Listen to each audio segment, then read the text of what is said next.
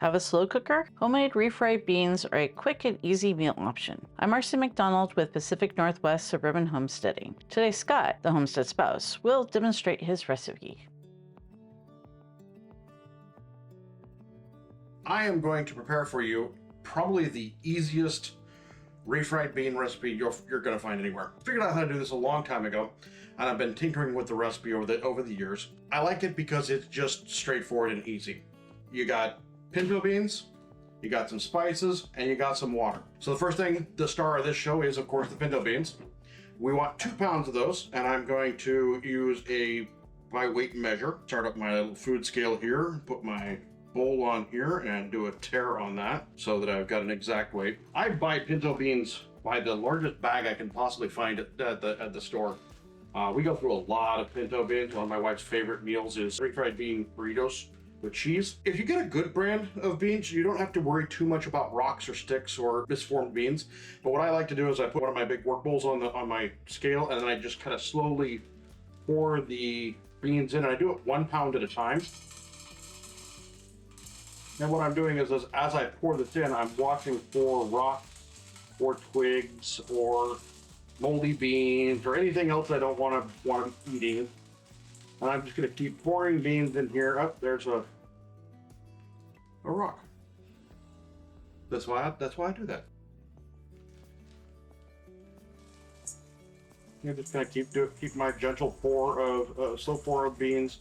I'm watching my scale go up in ounces. Now that one's there, I'm going to give it a good, just a little bit of a shake. Make sure I didn't miss anything in that initial pour. And then I'm going to just go ahead and pour those right in my slow cooker. And then we do it again, over this time with a new fresh bag. Because like I said, we go through a lot of these. Depending on your brand, the way you open the bag may be different. These have a resealable thing on them, so they're pretty cool. And again, I'm just going to kind of slowly pour my beans in. Watching for anything I don't want to eat. Yep. Got a little bit too much there. So, let's go ahead and put a couple of handfuls back in the bag. So, I now have 2 pounds plus an ounce or so. The next part of this is the liquid. A lot of different recipes will tell you a lot of different liquid amounts to put in. The good news with this is you have a lot of flexibility. I have found that for me it works best to do 12 cups of liquid with 2 pounds of beans. That's 6 cups of liquid for every pound of beans. I've got it pre-measured out in these quart jars. There's 4 cups of water per quart jar. So that's 12 cups of liquid. That is the very basics of it. Beans and water. Now, what makes them good, tasty refried beans is the seasonings you put into them. A lot of folks are going to tell you to do just water. Some folks are going to tell you to do water and broth. I like to do about a 50-50 mix, water to broth ratio. As I put 12 cups of water in there, I'm looking for, based on the measurements from the curtain, I'm looking for 2 tablespoons of this liquid stock. This stuff is kind of salty, so you don't need to add any salt to your beans unless you like them more salty. It's actually one of the reasons I use this is it has a bunch of other little random seasonings in it. Give that a good stir, make sure it's all integrated with my water there. Now let's talk about the other spices I'm going to put in this. We like our stuff pretty well seasoned. I have 2 tablespoons of a good chili powder, which I'm going to sprinkle in there across the top. And give that a good stir to integrate. I also have a tablespoon of onion powder to punch up the onioniness of that. And I have a tablespoon of garlic powder. And the reason I said this is the easiest recipe you're ever going to find for this is because we're done. That is literally the entire recipe for putting together this particular batch of beans. I'm just going to put a lid on it. I'm going to set my cooker to high temperature, and I'm going to set it for 7 hours of cook time. Every once in a while, I'm going to come back in the kitchen. I'm going to give it a stir, make sure it's going well. About halfway through, I'll taste my broth and see if I want to modify my seasonings. But that's it. That's about all there is to it. If you want to get fancy and you want to do something extra special, you got plenty of time, or you're just trying to make special beans. You don't have to use the dry spices. You could actually replace the onion powder with an onion. You could do fresh garlic. You could throw in chopped peppers. You can do a lot of different things with this, but that's the very basics of it. So we'll come back here in a few minutes after we're done cooking and show you what it looks like.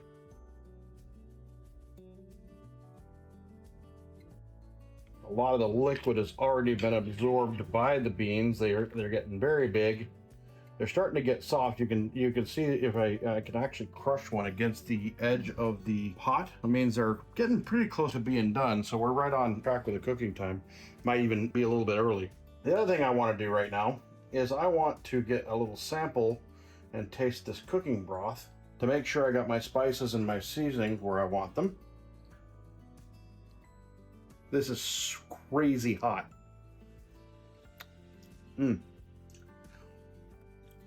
Oh yeah. Yep, I think that's exactly what I want. Perfect. Just put the lid back on it and let it cook for a little bit longer.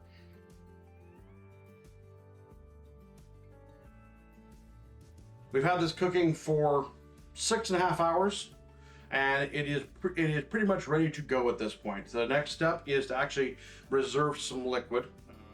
Let's take a look at what this looks like right now. It just came off the heat, so it's still really hot. A lot of the liquid has actually been absorbed into the beans at this point, so you can actually see beans right on the very top. Give this a little bit of a stir, but there's still quite a lot of liquid in there. And since we're going to be making refried beans out of this, we don't want them to be too liquidy. So one of the things you can do for that is grab yourself a heat-resistant measuring cup of some kind, and we're going to reserve quite a bit of this liquid. I use a ladle, and I just kind of gently pull liquid out of it and transfer it to my measuring cup until I have enough liquid that it's hard for me to actually extract it at that point. What you're trying to do with this is, when we do our next step, which will be processing our beans, giving them a good mash, either with a potato masher or with an immersion blender, what we want to end up with is the consistency of good refried beans, as opposed to a more soupy consistency, which you would end up with if you left all the liquid in. The reason I'm reserving it instead of just draining these off is the beans have different levels of moisture every time I make them.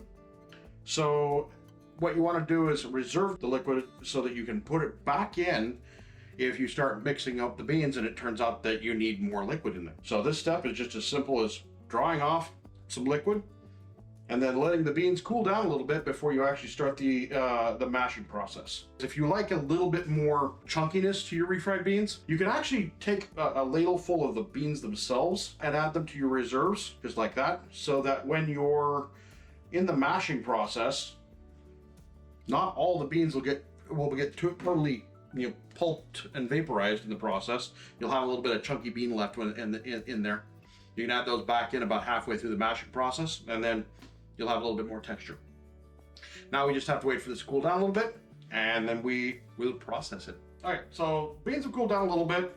You don't have to wait too long, just enough so you don't damage your equipment when you do this. There's a couple of different ways of mashing up your beans. There's the old tried and true potato masher. This works just fine, but it takes quite a while and it's more energy than I want to spend. There's also immersion blender. When in doubt, use horsepower. So what I'm doing is I'm stick the blender in, turn it on, let it buzz for a little bit to smash the beans, pull it out, and do it all over again.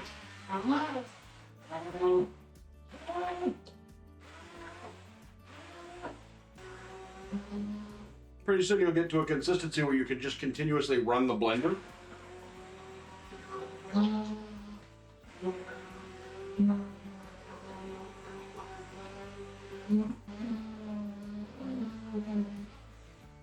Now, depending on how chunky you like your beans, you can pretty much stop this process at any point. Right now, I've got some very defined beans in the pot, but I've also got quite a bit of what is obviously refried. And you could actually stop right here. We like ours a little bit creamier, but with still a little bit of chunk left in them, so I'm gonna blend these for just a little bit longer, and then I'll add in not a lot of my reserve liquid, but some of the beans still.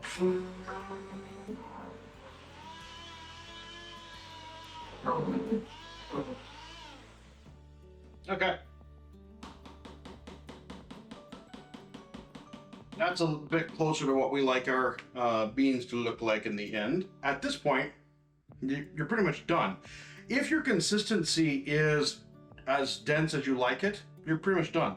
If it's too dry, add in a splash of your reserve fluid and blend it again until you get it to the consistency you like. I find that generally I have to add fluid back in every second or third batch. It just depends on the moisture content of your beans. Then in this particular case, I don't think I'm gonna have to add any because I like the consistency that it's at. As you can see, it looks like good old-fashioned refried beans. Now, this will stiffen up a little bit as it cools down. So if you're worried about it, don't be. So I still have a cup of beans in there that I want to get out because we go through a lot of refried beans in this house, and 1 cup of refried beans is a burrito. So I'm actually going to break out a sieve. I'm going to take my reserve liquid over to my sink, drain off the liquid,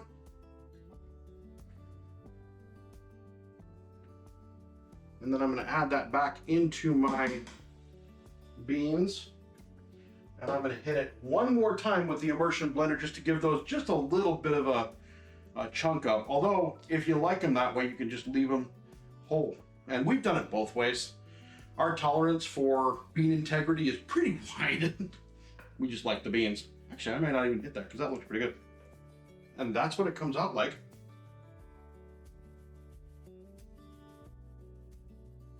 So one of the absolute favorite meals my wife has is good old-fashioned bean and cheese burritos. And this stuff makes the best bean and cheese burritos. What we're gonna do is make a few burritos out of this, and then we'll take the rest and freeze it. I'm diabetic, so I have to watch my carbs, and flour tortillas are basically just giant carb bombs. However, there are a number of brands on the market that make a more diabetic friendly, carb balanced or carb neutral tortilla. Find the one you like and go with it. In our particular case, we really like these whole wheat carb balanced tortillas. They're just really tasty and they hold up pretty well to what we're gonna do today. We're gonna have some of these that we're gonna eat tonight. We're gonna have some of these we're gonna put in a freezer bag and stick in the freezer. And it's gonna work really, really well for both applications. But the first thing we need to do is shred some cheese, because you cannot have bean and cheese burritos without cheese. Good old-fashioned cheddar cheese and a box grater. Feel free to use a food processor or an attachment for your KitchenAid or whatever your preferred grating method is. For tonight, I'm just gonna use a box grater and chunk up some cheese. Put a bit of cheese on each of the burritos as I go. My basic recipe here is 1 tortilla.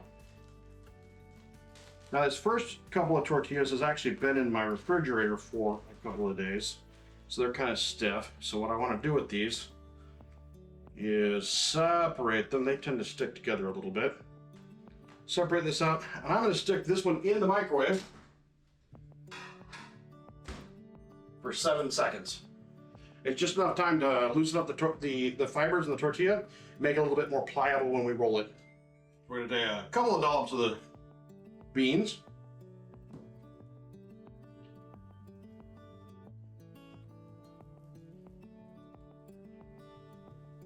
And then we're going to add cheddar cheese to this. You could use Monterey Jack or Pepper Jack. Anything you like. My wife really likes cheddar, so just plain old cheddar. And then I have our version 3 of a taco sauce I've been trying to create here. This is based on a local fast food place's taco sauce. I keep trying different recipes of this to try to get a replica of it. I'm getting closer. Not quite there yet, but it's still really quite good. So I'll put a spoonful or so on this, spread it out across the burrito.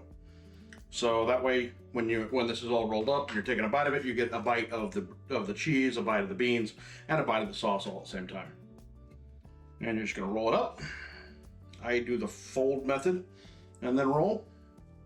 Other people like to do it in the middle. Doesn't really matter. There's no wrong way of rolling a burrito as long as you end up with stuff in the burrito. If you're serving this immediately, toss it in the microwave for 40 seconds or so to melt the cheese, if you like it that way, or serve it as it is. You could also stick this in a freezer bag with a bunch of its brothers and sisters and stick them in your deep freeze for up to 4 months or so. They don't tend to last that long, but they can live there for 4 months. So one of the complications with these carb balanced tortillas is that they like to stick together a lot. Even fresh out of the store, they stick together. So one of the things that I do with these is I kind of fold them and give them a kind of a, not full crease, but kind of roll them like this, and then manipulate them to kind of break whatever binding the individual tortillas already have. It makes it a little bit easier to separate them out when you break them out of the bag. Since we're going to be doing all these, I'm just going to take the whole thing out. And as you can see, it comes up nice and neat. Since these are just fresh out of the pantry, I don't have to microwave these like I did the other one because it's already pliable and easy to roll.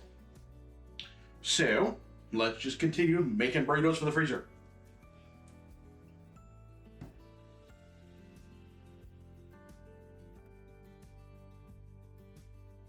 So once you got more than one of these that you're ready to freeze, grab yourself a Ziploc or other freezer bag.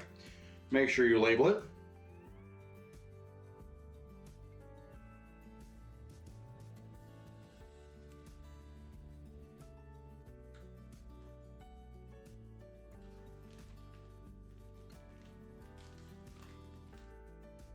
Okay, so I got 4 of these burritos all made up. I'm gonna try to squish as much air out of this bag as I can without squashing the burritos, and then give it a zip. Then I can go stick this in my deep freeze. In addition to those, the other thing we're gonna stick in the deep freezer is the beans themselves. The other thing we love to do with these is just actually put them in a container and stick them in the deep freeze. You can reheat them and turn them into burritos or nachos or tacos or pretty much anything else you want to use refried beans for. Just going to take a few dollops of the beans and put them in here. These containers are about 2 cups when loaded. That will make 2 burritos and a little bit more if you're putting some cheese in with it. Makes about the perfect amount for a dinner. You do want to be a little bit careful when you're working with this stuff because it can still be really, really hot. And it's kind of like working with molten beans because you're working with molten beans. Don't have quite enough for another container, but I think I can top the rest of these off and be good to go. All right, so we started this whole process with 2 pounds of beans and 12 cups of water. We ended up with 6 individually wrapped bean burritos and 4 containers that'll make at least 2 burritos each. That's a pretty decent yield on our invested time, I think anyway. All right, with that, we'll go put these in the freezer after we label them, and then we'll go eat the burritos we just made. To reheat the burritos, place one on a microwave-safe plate. At 50% power, heat it for about 3 minutes. Continue to heat it on high for a minute or until it is warm all the way through. If you wrap it in a moist paper towel, it will keep the tortilla soft, but this is not necessary. Thanks for watching. Please like and subscribe. Until next time, be curious, keep an open mind, and never stop learning.